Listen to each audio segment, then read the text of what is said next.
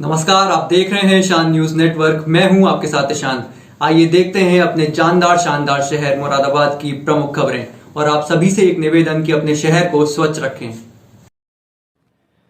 भाजपा के प्रदेश अध्यक्ष चौधरी भूपेंद्र सिंह ने इंडिया गठबंधन को बेमेल बताते हुए कहा कि यह सब भ्रष्टाचारी, परिवारवादी और जातिवादी हैं। मुरादाबाद में मीडिया से बातचीत करते हुए भूपेंद्र सिंह ने कहा कि इंडिया गठबंधन हर समय मोदी हटाओ का प्रलाप जपता रहता है। उन्होंने कहा कि 4 राज्यों के विधानसभा चुनाव के नतीजे बता रहे हैं कि जनता का विश्वास मोदी जी के प्रति है। लोगों ने पीएम मोदी की गारंटी में विश्वास करके भाजपा को इतना बड़ा जनादेश दिया है। इंडिया गठबंधन की कोई विचारधारा नहीं है, यह बेमेल गठबंधन है। इनका बस एक ही एजेंडा है, मोदी जी को हटाना है। यह सब लोग भ्रष्टाचारी, परिवारवादी और जातिवादी हैं। अपने परिवार को और खुद को संरक्षण देने के लिए ये गठबंधन का प्रलाप करते हैं। जिस प्रकार का 4 राज्यों में परिणाम आए हैं, उन परिणामों को देखकर यही लगता है कि देश की जनता का विश्वास मोदी जी के प्रति है और मोदी जी की जो गारंटी है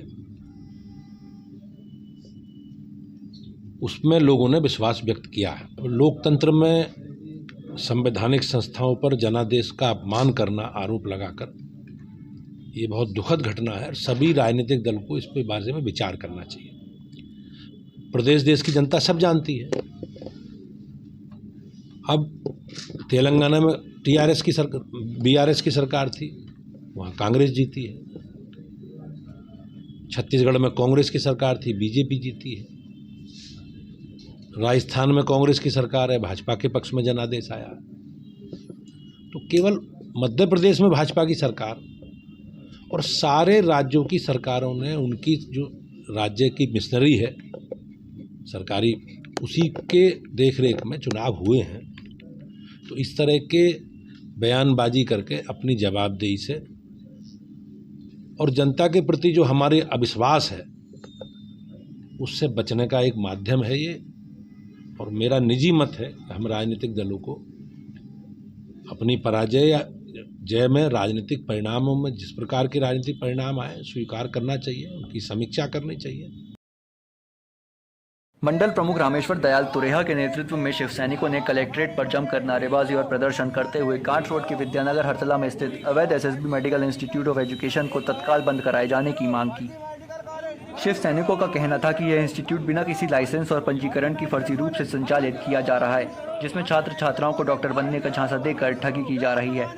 शिव सैनिकों ने जिलाधिकारी को दिए ज्ञापन में कहा कि इस इंस्टीट्यूट के स्वामी के खिलाफ तुरंत वैधानिक कार्रवाई की जाए और इंस्टीट्यूट को तुरंत बंद करवाया जाए। आज शिव सैनिक जिलाधिकारी व एसएसपी कार्यालय पर धरना प्रदर्शन कर जिलाधिकारी महोदय व एसएसपी महोदय को संबोधित ज्ञापन में विद्यानगर हरतले में चल रहा फर्जी इंस्टीट्यूट को बंद कराने की मांग करते हैं। ज्ञात हो कि झोला छाप डॉक्टर हारून सैफी विद्यानगर हरतला में HSV इंस्टीट्यूट ऑफ कॉलेज नाम से फर्जी कॉलेज चला रहा है, जिसमें BNYS, DNYS, B pharma, D pharma की फर्जी डिग्री बांट रहा है और इसने हज़ारों छात्र छात्राओं को ठग लिया है और हज़ारों छात्र छात्राओं को ठगकर इसने कई करोड़ की अवैध संपत्ति भी अर्जित कर रखी है। जब ठगे हुए छात्र छात्राएं इससे पैसा मांगते हैं तो ये बंद कराने की, फर्जी केस में बंद कराने की धमकी देता है, उन पर कार्रवाई कराने की धमकी देता है, उनके साथ मारपीट करता है।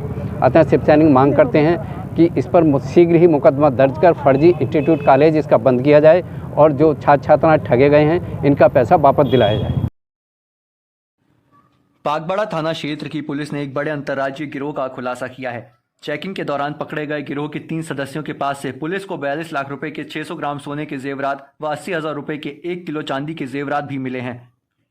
अभियुक्तों के पास से पुलिस ने 35,380 रुपए नगद और फर्जी आधार कार्ड, ड्राइविंग लाइसेंस के साथ ताला तोड़ने के उपकरण भी बरामद किए हैं। पकड़े गए तीनों अभियुक्त गाजियाबाद जिले के रहने वाले हैं और इनका लंबा आपराधिक इतिहास है।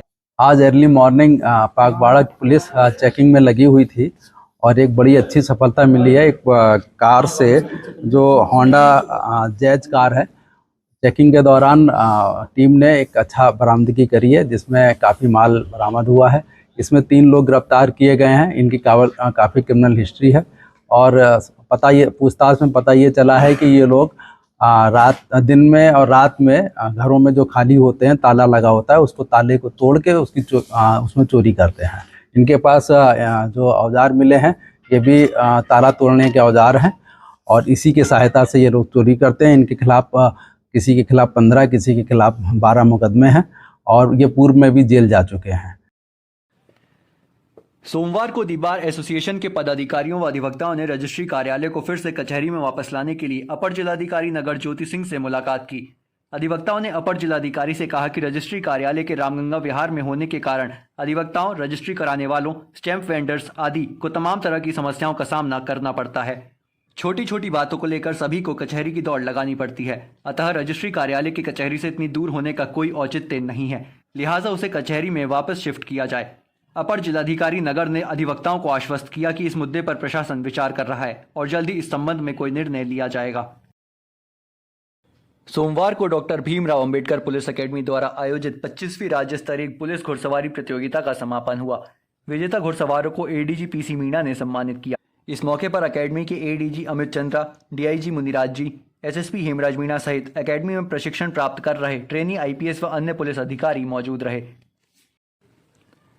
इस्कॉन प्रचार समिति के तत्वाधान में पीली कोठी सिविल लाइंस पर चल रही 24वें श्रीमद् भागवत कथा के छठे दिन कथा व्यास श्रीमान साक्षी गोपाल दास जी ने सुंदर सजे भगवान के स्वरूपों के सामने बैठकर पंडाल में मौजूद भक्तों को श्रीमद् भागवत कथा का विस्तार से वर्णन कर उसके महत्व और गुण तत्वों की विभिन्न उदाहरण देखकर विस्तृत व्याख्या की। भागवत कथा का बड़ी संख्या में भक्तगण लाभ उठा रहे हैं।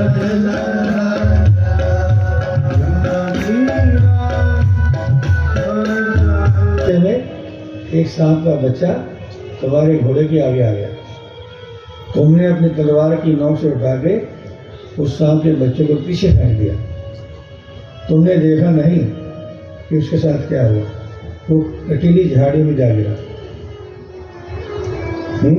और जब उस सर्प के पिता ने अपने पुत्र की दुर्दशा देखी है तो उसने तुम्हें शाप दिया था कि जैसे मेरा पुत्र आज कांटों से बिन की तरफ रुपये मर रहा है, राजन एक दिन आएगा तुम भी इसी प्रकार कांटों से बिन करके तड़प के मरोगे।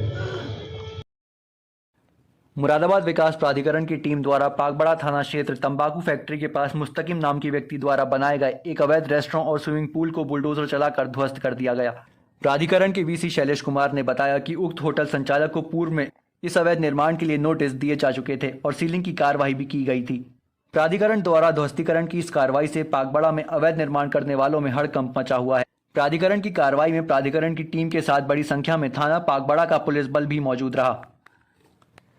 थाना सिविल लाइंस अंतर्गत आदर्श कॉलोनी से लापता हुई छात्रा को मात्र 2 घंटे में ही पुलिस द्वारा बरामद कर लिया गया।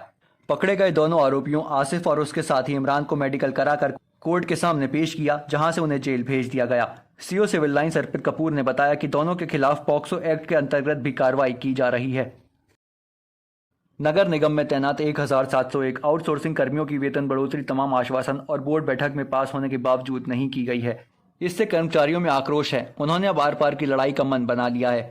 मंगलवार को अपर नगर आयुक्त ने स्थानीय निकाय सफाई मजदूर संघ को वेतन बढ़ोतरी के मामले में वार्ता को बुलाया है। अब कर्मचारी नेताओं का कहना है कि अब आश्वासन बहुत हो गए, अब संघ के सामने सारे रास्ते खुले हैं।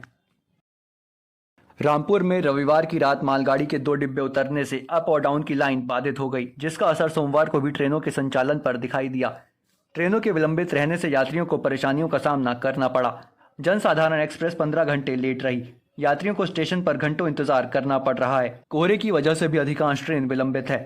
पूछताछ केंद्र पर भी जानकारी करने के लिए यात्रियों की भीड़ लगी रही।